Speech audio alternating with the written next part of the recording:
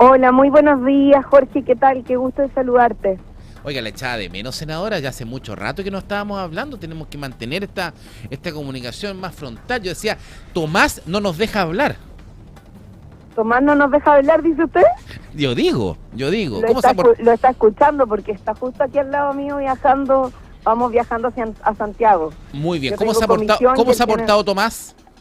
Bien, Muy Tomás bien. se porta siempre muy bien. Ah, mire, está bien. Sí, Me parece. buen padre. Sí, nosotros lo vemos cada mañana porque nosotros tenemos una cámara Todavía no es mi puesta. esposo, digamos, pero pareja. Sí, nosotros tenemos una cámara bien puesta, una cámara que enfocamos todas las mañanas al Capducal, al departamento por allá, y a veces lo vemos sirviéndole desayuno. Eso nos gusta muchísimo. ¿Ah, sí? Sí. Lo venden si me sirve desayuno en la cama, de vez en cuando. Maravilloso, así como dice. Yo hago exactamente lo mismo con mi esposa, todas las mañanas. Buen compañero, Tomás, sí. Maravilloso. Una gran persona. ¿Ah? Senadora, estamos saliendo de una semana compleja, difícil, con harta discusión. ¿Qué sensación le dejó la aprobación finalmente de la mega reforma y qué espera de lo que suceda en el Tribunal Constitucional? Bueno, lo dijimos, Coque, varias veces, ¿no? Que esta es una situación bastante dolorosa para el país. Se ha tratado de vender esta mega reforma como el gran plan de crecimiento y desarrollo para los chilenos y chilenas, pero la verdad regresiva, que solo pone el énfasis en el beneficio de los grandes grupos económicos, de quienes más recursos tienen, y que no entrega ningún beneficio real a las familias más pobres o la clase media de nuestro país. Entonces, la verdad es que, y además se toman medidas que son bien insólitas, o sea, por ejemplo, esta norma que quedó, cierto, de devolución de los recursos que se inviertan por aquellas empresas que no cumplan con los requisitos medioambientales y que la Corte Suprema o a través de los procesos judiciales se les revoque, digamos, las autorizaciones, el Estado los va a indemnizar. O sea, realmente es muy llamativo, digamos, cómo se articuló esta reforma, la forma en que la tramitaron también. ¿Para qué te voy a decir? Esto fue una tramitación express, pasaron por arriba de cualquier posibilidad de discusión política entre las distintas actorías. Así que nada, yo espero realmente que el Tribunal Constitucional se pueda pronunciar. Hay hubo 3 presentaciones que se hicieron al TC, ¿cierto?, que fueron acogidas a trámite. Ahora se van a iniciar los alegatos al respecto, así que yo por lo menos espero que en esta declaración de admisibilidad, que además fue por unanimidad, finalmente se pueda avanzar en algunas modificaciones relacionadas con la invariabilidad tributaria, que usted sabe que esta reforma básicamente permite que esta modificación tributaria que se hizo se pueda sostener incluso hasta 20 años, dependiendo del modo de inversión. Entonces acá nosotros hemos dicho que esto no es contra la inversión, sino que al contrario, lo que aquí se hace es restringir durante muchos años la capacidad de futuros gobiernos, futuros congresos, futuras correlaciones democráticas de poder modificar la política tributaria. Lo mismo es lo que le decía recién, estas normas ambientales que generan mecanismos de indemnización para empresas cuyos permisos sean dejados sin efecto. No, realmente limitan la participación de vecinos.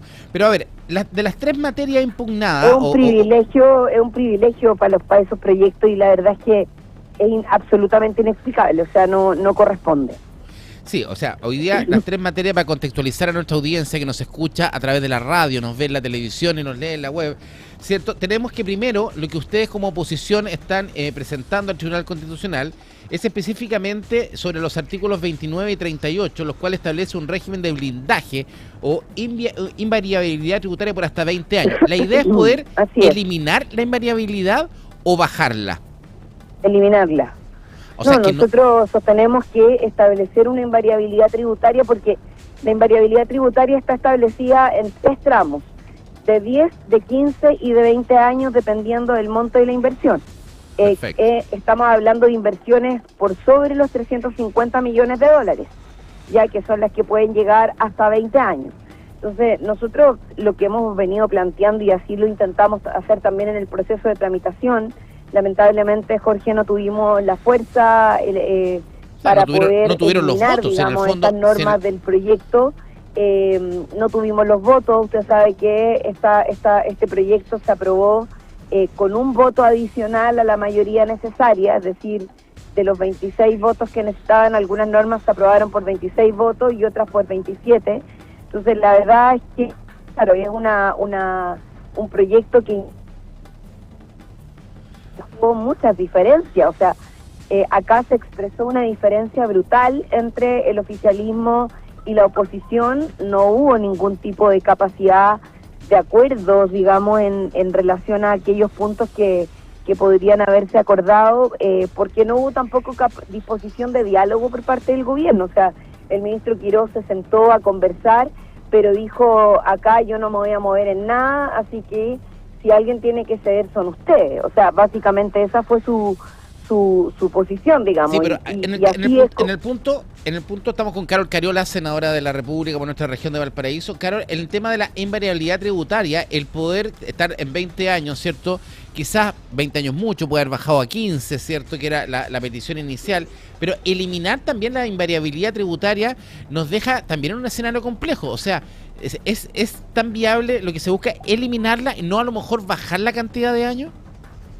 No, pues con lo que te digo es como los años quedaron como diferenciados. Hay una invariabilidad de 10 años, otra de 15 y otra de 20, Perfecto, dependiendo del monto de la inversión.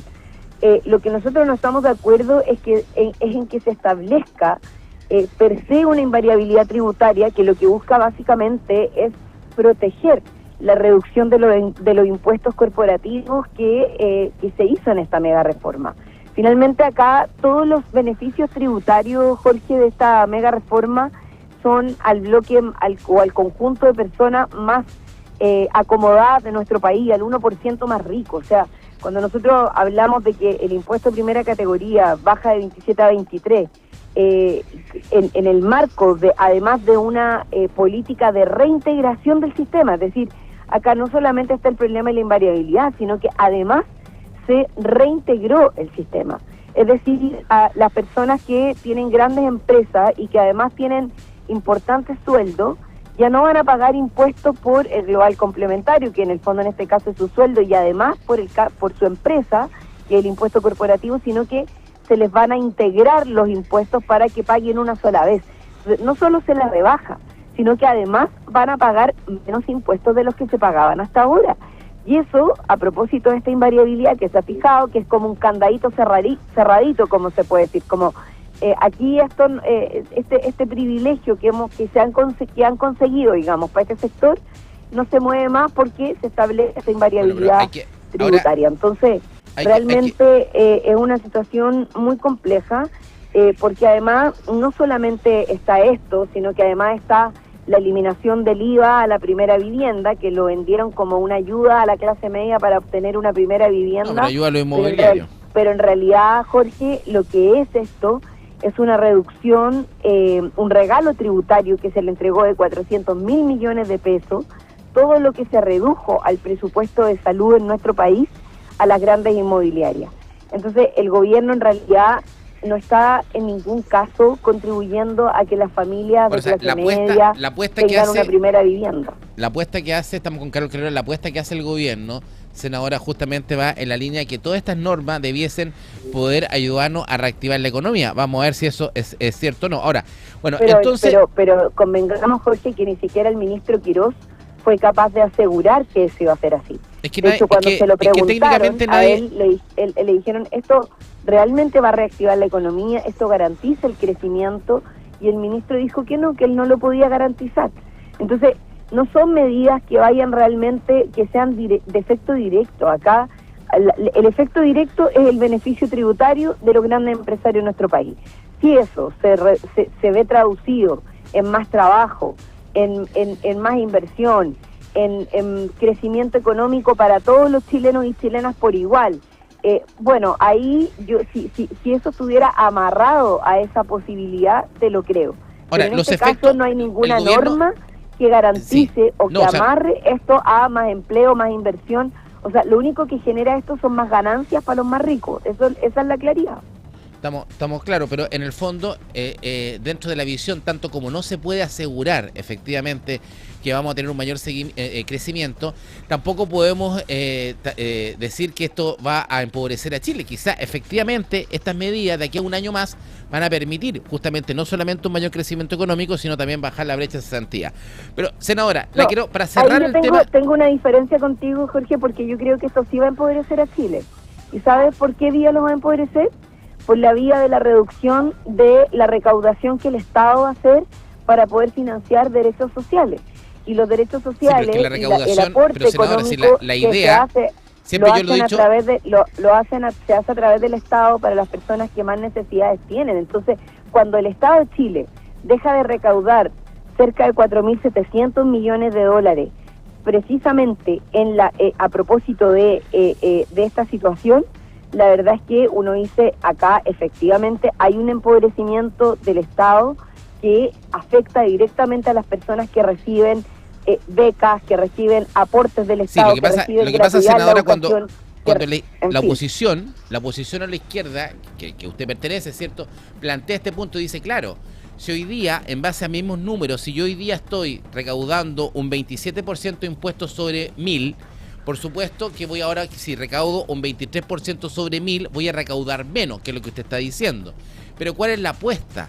Que cuando yo bajo, ¿cierto?, el impuesto, voy a poder generar mayor crecimiento, por lo cual mi 23% no va a ser sobre 1.000, a lo mejor va a ser sobre 1.500 y voy a recaudar más. O sea, por eso, independiente de la medida, así como tanto el gobierno no puede garantizar que estas medidas categóricamente nos van a traer mayor crecimiento o van a bajar la cesantía, también desde la oposición debiese existir esa mirada de decir, ok, esperemos un tiempo prudente. ¿Cuánto es el tiempo? ¿Un año? Mire, ese es el punto, que acá ni siquiera la Comisión del Mercado Financiero planteaba, digamos, de que esto era una posibilidad, o el Consejo Fiscal Autónomo que advirtieron que hay gastos y menores ingresos permanentes, mientras que los beneficios fiscales van a depender finalmente de un crecimiento futuro que es absolutamente incierto. O sea, ellos advirtieron que aquí lo que se va a provocar, Jorge, es un descalce, y que al menos esto va a generar un déficit fiscal hasta el año 2031. Esa es la proyección que hace el Consejo Fiscal Autónomo. Entonces, claro, usted me dice, bueno, pero es que a lo mejor esto pudiera generar crecimiento y por lo tanto con el crecimiento mayor recaudación. Mire, con la reintegración de los impuestos, es decir, que ahora ya no pagan impuestos por separado, sino que además se reintegran, más la reducción, más la devolución de impuestos del IVA a través de la inmobiliaria, más la devolución de plata que va a hacer el Estado a los que no cumplan con los requisitos medioambientales. O sea, con todo eso, créame que yo no veo ningún camino real en que el Estado pueda recuperar lo que está perdiendo, y al mismo tiempo, y lo que queda claro es que al menos desde las proyecciones, como le decía recién, no mías, del Consejo Fiscal Autónomo, que es un organismo autónomo que entrega ciertos elementos para la evaluación de los elementos económicos del Estado, finalmente se habla de que al menos hasta el año 2031 el Estado va a tener un déficit y por lo tanto un descalce entre lo que va a gastar y versus lo que va a recibir. Por lo tanto, va a haber un empobrecimiento del Estado, sobre todo en materia de derechos sociales. El 80% de los chilenos y chilenas en Chile se atienden en FONASA. Más de la mitad de los chilenos y chilenas en nuestro país ganan el salario mínimo. Esas son las personas, Jorge, que van a verse lamentablemente perjudicadas, porque además, sumado a esto, está el tema de las contribuciones, que los municipios van a dejar de percibir una cantidad importante de recursos y que el fondo de compensación que se planteó ahí no resuelve el problema. Hay una compensación, sí, que no resuelve el problema, pero hay una compensación que efectiva. Bueno, vamos a ver, yo creo que ha sido una discusión. A ver, y para qué decir otra cosa, directamente el gobierno ha pasado la máquina, para eso obtuvo los votos, ¿cierto? Digamos, tiene las mayorías en ambas cámaras, y claro, y se preveía que esto iba a ser de esta manera. Ahora, veamos qué es lo que puede pasar en el Tribunal Constitucional y qué efectivamente puede avanzar. Pero avanzando en otros temas... Y además te quiero decir que hubo 3 normas que son bien importantes, que las logramos incorporar como oposición, al proyecto, digamos, para ver si podíamos de ahí mejorar un poquito y ver si sacábamos alguna norma que beneficiara realmente a la clase media, a los trabajadores, a las familias comunes y corrientes de nuestro país. No se sacó nada. Y la verdad es que, y ahora el gobierno la está vetando, es decir, presentó un veto presidencial para eliminar esta norma. Me refiero al olvido financiero, que básicamente lo que permite es eliminar los registros financieros de personas que tuvieron ahí deudas en el pasado y que esas deudas, una vez que son pagadas, se puedan extinguir después del plazo establecido por la ley. Hoy día, lamentablemente, lo que queda es una suerte como de lista negra de personas que fueron deudoras y que tuvieron atrasos en sus deudas. Entonces, claro, nunca más se vuelven a reintegrar al sistema financiero. Sí, técnicamente tampoco esas listas tampoco hoy día, de acuerdo a la legislación vigente, tampoco debiesen existir cuando uno habla sobre todo el manejo de los datos, y siguen existiendo y van a seguir existiendo porque es muy difícil, porque es muy difícil. Y yo entiendo que el veto del gobierno va por esa línea, porque es muy difícil justamente fiscalizar si una entidad bancaria mañana o no va a borrar los registros. Es muy difícil. ¿Cómo lo fiscalizamos? Pero lo importante es que esa entidad bancaria no pueda generar como argumento una discriminación de una persona por haber tenido deudas antes. ¿Me entienden? Entonces, por eso se llama olvido financiero, porque en el fondo cuando usted va al banco y le dicen, ¿sabe qué?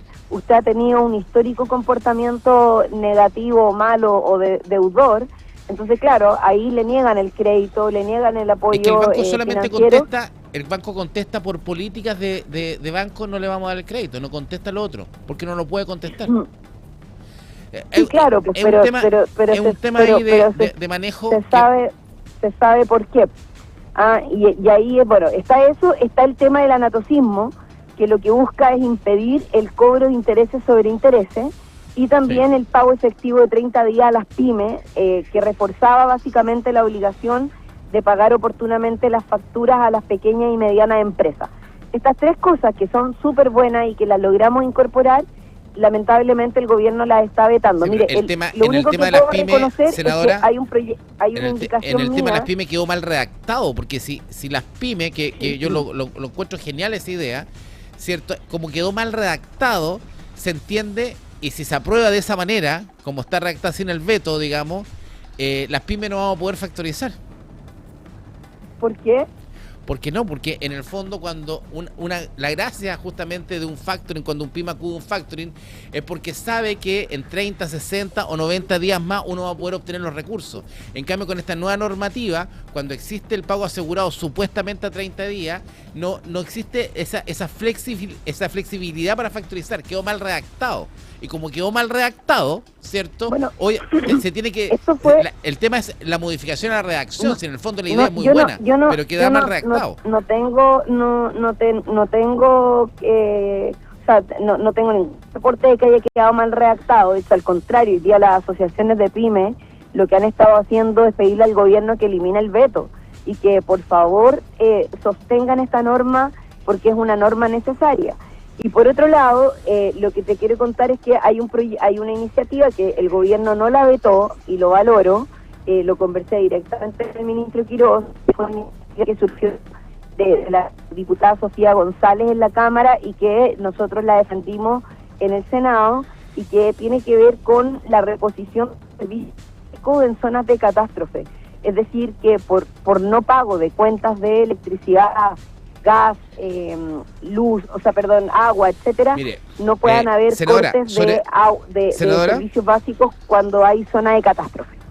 El punto eso efectivo, se mantuvo, sí, el punto efectivo, Carol, sobre el tema del efecto adverso operativo de esta norma a la pyme, es que junto la redacción de esa norma quedó tan punitiva, es tan inflexible, que lo que en fondo impide que las pymes usen los diferentes pactos, o sea, las facturas, como herramientas válidas de financiamiento o postergación acordada con clientes. Porque en el fondo la indicación aprobada en el Congreso prohíbe de manera tajante cualquier acuerdo o plazo excepcional superior a 30 días. ¿Se entiende? sea, claro. Entonces, como está mal redactado, en el o sea, la idea es muy buena, la idea es positiva y le ayuda a las pymes, pero la redacción complica. Si se aprueba con esta redacción, ¿cierto? No nos deja a las pymes sin la herramienta de poder factorizar a más de 30 días. Sí, yo es primera vez que escucho ese reporte, Jorge, así que lo vamos a revisar, pero de todas maneras, eso siempre puede quedar establecido a herramientas de acuerdo entre particulares. Si acá lo importante es que lamentablemente las pymes, cuando generan, son proveedores de muchos servicios y no les pagan a 30 días, que es algo que está establecido por ley, pero que hoy día no se cumple, lamentablemente las consecuencias para las pymes son de liquidez, y esa consecuencia la viven cotidianamente. Entonces, esta es una demanda que las pymes tienen hace mucho tiempo. Siempre se pueden corregir redacciones, pero acá el gobierno lo que está vetando es el objetivo y la norma. Entonces, a mí me parece que eso no es correcto y que, bueno, espero que... O sea, los gremios, ojo que los gremios están... hacer que en el marco del veto se pueda corregir. Ojo que hay cerca de 48 gremios de las pymes a nivel nacional que justamente salieron a respaldar el veto del gobierno, porque obviamente este veto nos ayuda a las pymes. Ojo ahí, senadora. Pero vamos a las fichas FIBE. Usted ha sido crítica con las fichas FIBE porque parece que el gobierno dio un plazo muy corto para hacerla. Sí, a ver, yo más que crítica lo que he pedido y el gobierno ya respondió, lo pedimos la semana pasada junto con varios alcaldes y alcaldesas que se pronunciaron en relación a esto, a que esta ficha pueda ser ampliada en el plazo para poder ser levantada por parte de los gobiernos locales. O sea, el diagnóstico y lo que ocurrió con la catástrofe es importante hacerlo completo, es tener a cabalidad la claridad de cuántas son las familias que hoy día tienen problemas, ¿cierto?, que tuvieron dificultades producto de la situación del temporal que vivimos hace algunas semanas, que todavía sigue generando consecuencias, y frente a eso, tener esta ficha, digamos, disponible, que es la ficha básica de emergencia, de manera lo más clara posible. De hecho, por ejemplo, el otro día estuve con la alcaldesa de Quilpué y ella me decía que le faltaban cerca de 600 fichas todavía por levantar. Entonces, y para eso le habían dado el plazo de una semana más, ella estaba conforme con ese plazo, y entiendo que acá alcalde o alcaldesa les dieron un plazo determinado dependiendo de la necesidad que tuvieran. Así que por lo menos el llamado que hicimos fue recogido. Entiendo que ya les están entregando estos plazos. Nosotros llevamos en nuestra región más de 8.000 fichas básicas de emergencia después del temporal, y eso da cuenta de que efectivamente el daño y las afectaciones que hubo en los territorios, Jorge, fueron bastante importantes. Oiga, ¿cómo encuentra que el Ceremi de Agricultura solamente quiere ayudar a los ganaderos? Solamente ayuda del gobierno regional para ganaderos, no para horticultores, de floricultores. ¿Ha visto ese punto, no? Sí. No, yo creo que en eso el llamado que nosotros hemos hecho es a que las ayudas lleguen a todas aquellas personas, familias, productores de distintas áreas que se hayan visto afectados. O sea, acá hay distintos niveles de problemas, y evidentemente no se puede ayudar solo a una línea. Esto es como lo que le pasó a los pescadores cuando se les entregó el bono, ¿cierto?, en que solamente se le entregaba a los dueños de material, pero en un bote, claro, digamos, que sale a la pesca, no solamente va el dueño de material, sino que también van otras personas, ¿cierto?, que son parte del proceso y que también se requería de ese apoyo. De hecho, se lo solicitamos al gobierno en su momento, lamentablemente no lo logramos conseguir, pero esto no puede, o sea, finalmente cuando hay una situación que afecta de manera integral a distintas personas, a toda la línea de producción de distintas áreas, en este caso, cierto, en el caso de los agricultores, hay distintos problemas. Están los canaleros, están los pequeños agricultores, están las familias que desarrollan, ¿cierto?, la pequeña agricultura. O sea, finalmente, evidentemente, tiene que haber un apoyo a todos aquellos que han tenido daños, ¿cierto?, y que no pudieron llevar adelante sus producciones. Esto también así lo hemos estado pidiendo para los pescadores artesanales, Estuvimos ayudando ahí en la Caleta Portales a gestionar el tema de la grúa, que la perdieron, sí, para que se la reparen y para que tuvieran una grúa provisoria. También estuvimos con los pescadores de la Caleta El Membrillo a propósito de la necesidad de que se habilitara una vía por la calle Altamirano, que usted sabe que quedó cortada. Entonces, hemos estado ahí en distintas gestiones con el gobierno. La verdad es que nobleza obliga, y uno, si bien es de oposición, hemos tenido muy buena respuesta por parte del delegado presidencial. Sí, eso le iba a decir yo. Lo ha hecho bien Millones, ¿ah? ¿Le ha gustado? Yo creo que él ha hecho un buen trabajo. La verdad es que por lo menos en los temas que nosotros hemos estado levantando con él, desarrolló un encuentro con distintos parlamentarios y parlamentarias, senadores y diputados de la región. No llegamos, no todos, pero los que llegamos pudimos levantar los puntos que teníamos, los recogieron, varios de esos puntos hoy día ya están siendo resueltos, y también así ha sido la coordinación con los alcaldes. Al menos a nosotros durante toda la emergencia nos estuvo mandando reportes de la situación de la región. Hizo la pega, está haciendo la pega. Así que yo por lo menos estoy bien conforme. Creo que hoy espero que siga así, que siga el espacio de diálogo. El delegado al menos creo que lo ha hecho bien. Y lo bueno que se arreglaron ha logrado con Mundaca. Establecer diálogo con otros actores que no sean solo de su sector. Y lo bueno que se arreglaron con Mundaca. Si yo estaba preocupado que estuvieran arreglados, pero están arreglados. Ahora Mundaca está medio enojado con las declaraciones de Venecián, pero ahí lo vamos a entrar. Senadora, para cerrar, solamente para terminar, usted fue una de las primeras personas que levantó la mano, ¿cierto?, contra la eléctrica, contra la distribuidora eléctrica hace mucho tiempo atrás, ¿cierto?, por los cobros abusivos, por una serie de detalles sobre las cuentas de la luz que subían. Y la verdad que las eléctricas se portaron muy mal, sobre todo en nuestra región de Valparaíso. Tanto CGE como Chilquinta nos tuvieron como 2-3 días sin luz. ¿Cuál es la mirada suya ahí? Sí, bueno, mire, yo he venido advirtiendo durante harto tiempo, ya varios años que venimos trabajando en este tema, planteando la necesidad de buscar caminos, Jorge, para bajar las cuentas de la luz. Nuestra región se ha visto golpeada, tenemos una de las alzas más altas, llegamos casi al 80% de las alzas en las cuentas de la luz, y eso no se condice con que además, frente a una situación de emergencia como la que vivimos, haya habido familias en Olmué, en La Ligua, en distintos lugares de nuestra región, pero en algunos casos, nombro Olmué y La Ligua porque fueron de las comunas más críticas, donde hubo gente hasta 10 días sin electricidad. Y eso no corresponde. Hemos identificado situaciones de electrodependientes que están protegidos por ley, que no tuvieron electricidad y que no tuvieron respuesta de la distribuidora. Pero también nosotros hemos apuntado hacia las generadoras, que son las que cobran, ¿cierto?, por la generación de energía. Pero es que las generadoras aquí no fallaron, aquí la que fallaron fueron las empresas de distribución eléctrica, y claramente porque no hicieron la pega de cortar los árboles, que era muy importante. El alcalde de Villa Alemana denunció, fue el primero en que denuncia este tema, y después fuimos conociendo la ley, y efectivamente las eléctricas tienen la responsabilidad de podar todos los árboles que están sobre la línea eléctrica, que están bajo los postes, digamos. Claro, y tienen ahí una pelea eterna con los alcaldes, porque dicen que en el fondo, como los alcaldes tienen que cortar el árbol cuando está debajo del cable, ellos dicen, bueno, que cuando se pasa es responsabilidad de los alcaldes porque se pasó, porque no lo cortó a tiempo.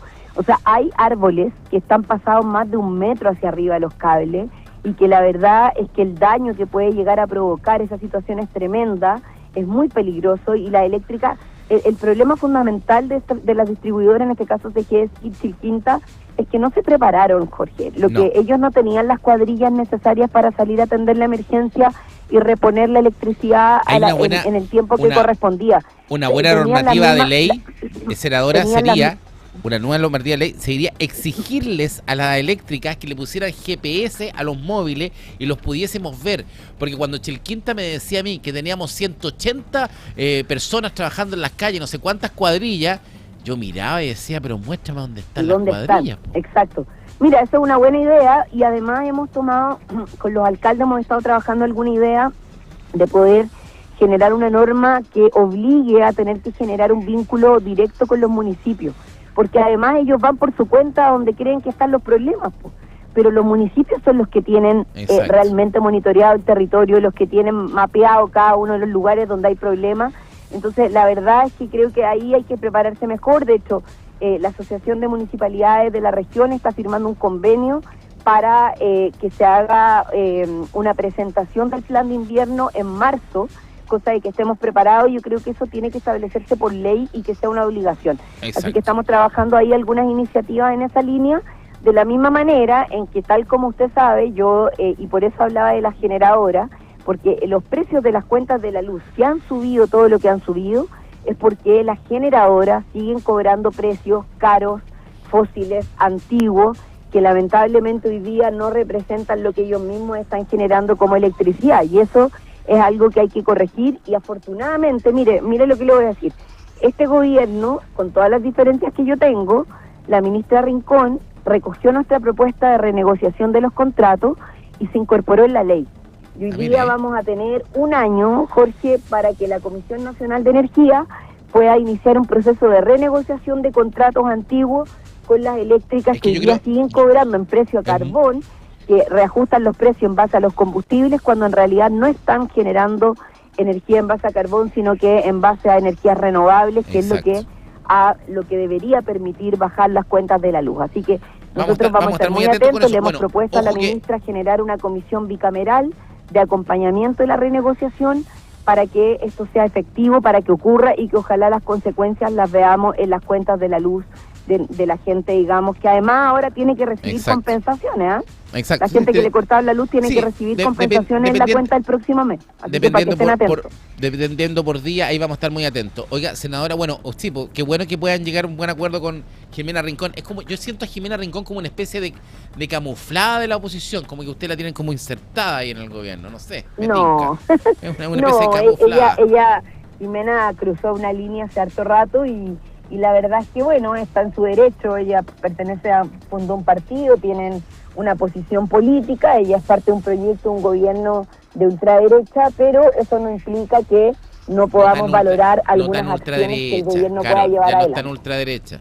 Digámosle Sí, claro, derecha nomás, no digamos pero no está camuflada por parte de nosotros. Usted se molestaba cuando decíamos ultra izquierda, usted se enojaba, decía que era centro izquierda. Pero la ultra, es que nosotros no somos ultra izquierda, pero ¿cómo que no? Pero el Partido Republicano es un partido de ultraderecha. Sí, pero el gobierno es de centro, si no, pregúntele a Chile Vamos. Pero si ya no le hacen si no le hacen tanto caso a Esquella, ve que ya que no le hacen tanto caso, usted dice que sí. No, es que ella, oye, me ha sorprendido Esquella, un senador bastante dialogante, con mucha disposición, así que y con harto ánimo. Pareciera que no es republicano Esquella, ¿cierto? ¿Cómo? Es republicano. No, pero como es dialogante, pareciera que no es republicano. Pareciera que no lo es, fíjate. Oiga, ¿y con Carter cómo se ha llevado? Más o menos. La verdad es que en algún momento tomó una actitud un poquito compleja, pero mire, fue bien decente porque cometió un error, dijo algo que no era real sobre mi persona en una sesión y yo lo emplacé públicamente y él me pidió disculpas públicamente. Así que creo que en ese sentido por lo menos es capaz de reconocer sus errores. Maravilloso, señora. Tengo a Iván Mateluna, presidente de los transportistas de Quinta Región, que tenemos un problema que resolver con el Plazo Libertadores en línea. Oiga, la echo de menos, senadora, así que pucha, venga a vernos más seguido, tenemos más contacto, ve que se nos pasan mucho los días. Ya, vamos a tratar. Ahora yo estoy llegando a Santiago, tengo comisión de salud acá en el Congreso de Santiago, así que ya tengo que entrar, Jorge. Un abrazo grande. Muchas gracias, buen contacto. Que esté muy bien, muchas gracias. Carol Cariola, senadora del Partido Comunista con nosotros. Atención, ya viene Iván Mateluna, ¿cierto? Tenemos